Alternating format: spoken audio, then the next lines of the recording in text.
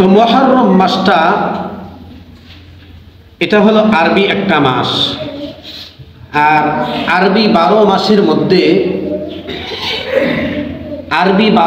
মধ্যে মুহররম মাস দিয়ে বৎসর শুরু হয়। মুহররম মাস দিয়ে কি হয়? বৎসর শুরু হয়। ইংরেজি মাস যেমন বৎসর শুরু হয় জানুয়ারি মাস দিয়ে, বাংলা মাস যেমন শুরু হয় বৈশাখ মাস দিয়ে, তেমনিভাবে আরবি বৎসর শুরু হয় আরবি মাসের মুহররম মাস দিয়ে এবং শেষ হয় জিলহজ মাস দিয়ে। এই জন্যে মুহররম মাসের অনেক গুরুত্ব এবং ফজিলত রয়েছে। মুহররম মাস এটা এমন একটি মাস যেই মাসটা মুমিনের জন্য প্রত্যেক দিন সমান। মুমিনের জন্য কি প্রত্যেক দিন সমান, প্রত্যেক দিন ফজিলতের দিন, প্রত্যেক দিন নেকির দিন, প্রত্যেকটা দিন সওয়াবের দিন। মুহররম মাসটা তার চিন্তা থাকবে, একটা মুমিনের প্রতিদিনের জন্য চিন্তা থাকবে। যে কেমন চিন্তা থাকবে? যে বছর পূর্ণ হয়, বাংলা মাস যদি বছর শুরু হয় বৈশাখ মাস দিয়ে, আর ইংরেজি বছর যদি শুরু হয় জানুয়ারি মাস দিয়ে, তখন কিন্তু বাংলাদেশের মানুষ, এমনকি বিভিন্ন রাষ্ট্রের মানুষ নববর্ষ পালন করে কি না? নববর্ষ পালন করে, খুব আনন্দ উল্লাসে মেতে উঠে। কিন্তু আরবি বছর শুরু হলে তো তখন কোনো আর আনন্দ আর উল্লাস থাকে না। তখন কোনো মুমিনের, কোনো মুসলমানের স্মরণই থাকে না এটা কি মাস, এটা কোন দিন, কোন বৎসর, এটা স্মরণই থাকে না, তার মনেই থাকে না। কিন্তু প্রত্যেক মুমিনের, প্রত্যেক মুসলমানের স্মরণ রাখা উচিত, মনে থাকা উচিত যে এটা আরবি বৎসর, আর আরবি বৎসরের প্রথম মাস মুহররম মাস, প্রথম মাস মুহররম মাস। কিন্তু এই মাসে আনন্দ উল্লাস করে না, এই মাসে নববর্ষ পালন করে না। কেন পালন করে না ভাই? এই জন্যে পালন করে না, কোনো মুমিনের, কোনো ইমানদারের, কোনো মুসলমানের নববর্ষ পালন করা জায়েজ না। কোনো মুমিনের, ইমানদারের নববর্ষ পালন করা কি না? জায়েজ না। নববর্ষ বলতে কি? হ্যাঁ, নববর্ষ এটা মুসলমানদের কোনো কালচার না। কোনো হাদিস এবং কোরআনের কোনো আয়াতে নববর্ষ হিসাবে কোনো দিন পাওয়া যায় নাই যে ওই দিনে আনন্দ উৎসব পালন করতে হবে, আনন্দ উল্লাস করতে হবে, নববর্ষ পালন করতে হবে, এই কথা কোনো হাদিসে নাই, কোরআনের কোনো আয়াতে নাই। এই জন্যে আরবি মুহররম মাসটা বছরের শুরু মাস, এই মুহররম মাসটা শুরু মাস হিসাবেও যে আরবি বৎসরের নববর্ষ এবং আনন্দ উল্লাস পালন করতে হবে, এটাও কোনো হাদিসে নাই, এটাও কোনো কিতাবে নাই এবং কোনো কোরআনের আয়াতেও নাই। তুমি পালন করতে হবে। এই জন্যে বলি যে মুমিনের জন্য 12 মাস কি 12 মাসই, 12 মাসের প্রত্যেকটা দিনই সমান, প্রত্যেকটা দিনই কি সমান। মুমিনের জন্য প্রত্যেক দিন সমান। তার চিন্তা থাকবে একটাই, কি চিন্তা থাকবে? যে আমার আজকের দিন গতকাল থেকে কিভাবে আরো বেশি ফলপ্রসূ হয়, কিভাবে বেশি উন্নত হয়, কিভাবে বেশি সুন্দর হয়, কিভাবে বেশি উত্তম হয়। প্রত্যেকটা মুমিনের এই চিন্তা চেতনা থাকা উচিত। তো আমার আজকের দিন, তাহলে প্রত্যেকটা মুমিনের চিন্তা করা উচিত যে আমার আজকের দিন যেন গতকাল থেকে কিভাবে আরো সুন্দর হয়, কিভাবে ফলপ্রসূ হয়, সর্বদা সেই ফিকির করা, সেই চিন্তা করা। এই জন্য রাসূল করিম সাল্লাল্লাহু আলাইহি ওয়াসাল্লাম একটা হাদিস বর্ণনা করেছেন, একটা হাদিস বলেছেন। রাসূলের এই হাদিসে পাওয়া যায় কুল্লুন নাসি ইয়াগদু ফাবাইউন নাফসাহু ফামুবিকুহা আও মুতিকুহা। নবীজি সাল্লাল্লাহু আলাইহি ওয়াসাল্লাম বলেন, প্রত্যেক মানুষ প্রত্যুষে উপনীত হয়, মানে সকালবেলা কি হয়? উপনীত হয়। এরপর নিজেকে বিক্রি করে, নিজেকে কি করে দেয়? বিক্রি করে দেয়, যে হয়তো সে লাভবান অথবা সে ক্ষতিগ্রস্ত। সে প্রত্যেকটা মানুষ সকালবেলায় উপনীত হয়। সকালবেলায় কি হয়? উপনীত হয়। হওয়ার পরেই তার জীবনটাকে, তার নফসটাকে, তার দেহটাকে বিক্রি করে দেই। এই জন্যে যে এরপরে সে বুঝতে পারে, আমি বিক্রি করে দেওয়ার পরেই বুঝতে পারে হয়তো আমার জীবনটা সফল, নয়তো আমার জীবনটা বিফল, হয়তো আমি লাভবান, হয়তো বা আমি ক্ষতিগ্রস্ত। এরকম অনেক মুমিন হইতেছে কিনা?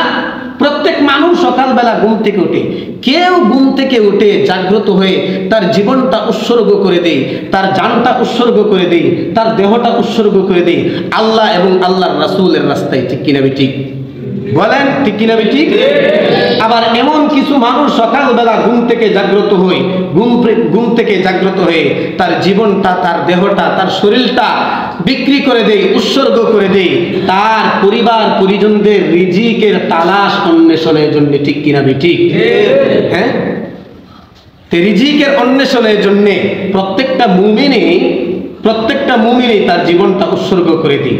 এর মধ্যে পার্থক্য, কেউ আল্লাহর রাসূলের রাস্তায় কি করে দেয়, তার জীবনটা একেবারেই বিক্রি করে দেয়। সে শুধু 5 ওয়াক্ত নামাজ পড়ে, শুধু জিকির আজকার করে, শুধু তাসবিহ তাহলিল পাঠ করে, শুধুই ইবাদত বন্দেগীতেই কাটায় দেয় তার জীবনটা প্রত্যেকটা দিন। আবার এমন কিছু মুমিন আছে, এমন কিছু মানুষ আছে যা সে ঘুম থেকে জাগ্রত হই তার জীবনটা রিজিক উপার্জনের জন্য উৎসর্গ করে দেয় তার পরিবার পরিজনদের জন্য। আবার কিছু সময় উৎসর্গ করে দেয় আল্লাহর রাসূলের রাস্তায়।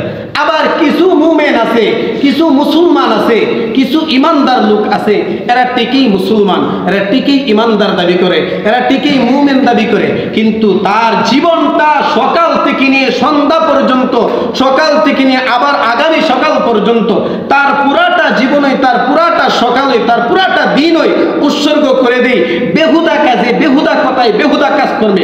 আর বেহুদা কথায়, বেহুদা কাজ করবে, তার জীবনটা যে উৎসর্গ করে দিয়েছে তার জীবনটাই হইল ক্ষতিগ্রস্ত আর ক্ষতিগ্রস্ত আর ক্ষতিগ্রস্ত। ঠিক কিনা ঠিক? কারণ যে উৎসর্গ করে দিয়েছে শুধু আল্লাহর রাস্তায়, তার তো জীবনটা সফল সারাটাই।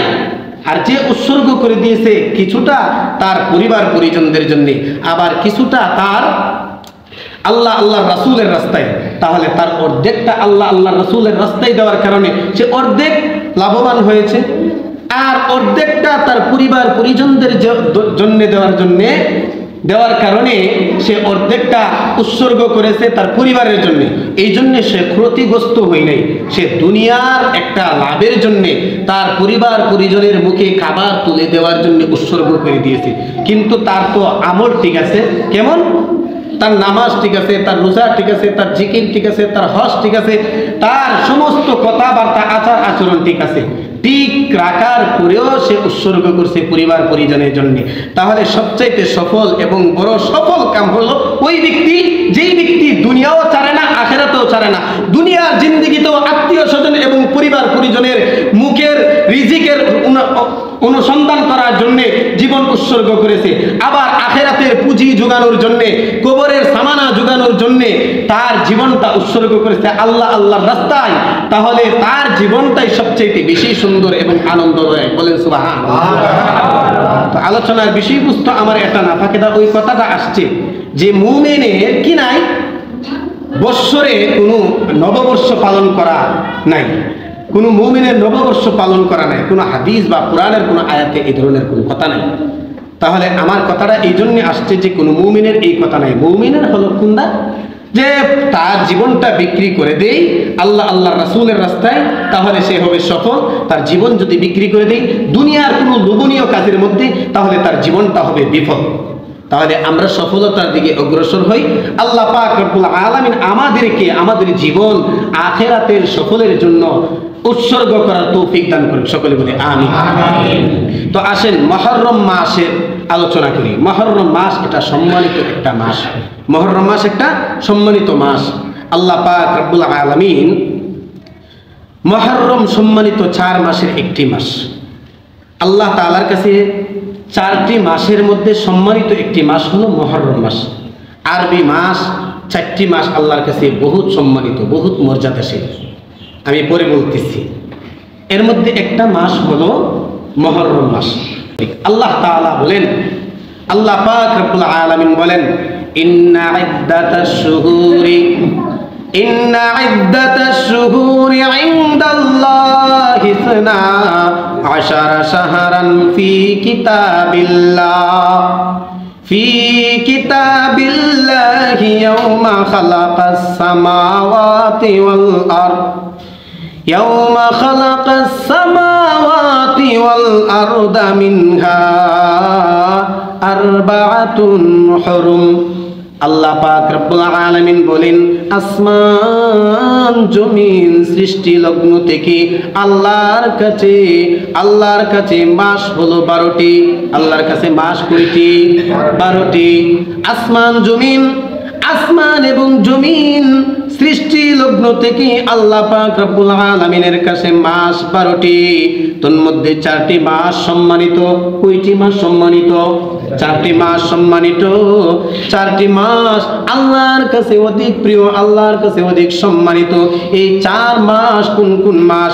এই 4 মাসের ব্যাপারে আল্লাহর নবী কি বলেছেন? বিদায় হজে আল্লাহর হাবিব সাল্লাল্লাহু আলাইহি ওয়াসাল্লাম সম্মানিত সেই 4 মাসের নাম উল্লেখ করেছেন। আবু বকর রাদিয়াল্লাহু তাআলা আনহু থেকে বর্ণিত আল্লাহর নবী সাল্লাল্লাহু আলাইহি ওয়াসাল্লাম বলেন আসমান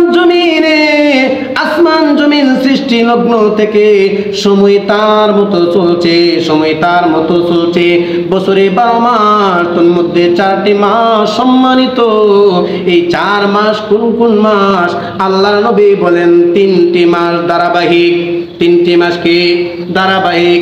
এই ধারাবাহিক 3টি মাস কোন কোন মাস? জুলকাদা, জুলহজ্জা ও মুহররম। এই 3 মাস ধারাবাহিক একের পর এক। আর 4th মাস হলো পবিত্র রমজানুল মুবারক মাস। বলেন সুবহানাল্লাহ। এই 4টি মাস হলো আল্লাহ পাক রব্বুল আলামিনের কাছে অধিক সম্মানিত 4টি মাস। এখন এই 4 মাস আল্লাহর কাছে অধিক সম্মানিত। এই 4 মাসে যদি কোনো ব্যক্তি ইবাদত বন্দেগী বেশি করে তাহলে দ্বিগুণ সওয়াব পাবে। এটা আল্লাহর রাসূলের হাদিসে প্রমাণ করে এবং আল্লাহ পাক রব্বুল আলামিনের পবিত্র কোরআনুল কারীমের এই আয়াতে প্রমাণ করে যে আল্লাহর কাছে 4টি মাস সম্মানিত। এই 4 মাসে যদি কোনো ব্যক্তি ইবাদত বন্দেগী বেশি করে তাহলে ডাবল সওয়াব পাবে। কি সওয়াব পাবে? ডাবল সওয়াব পাবে।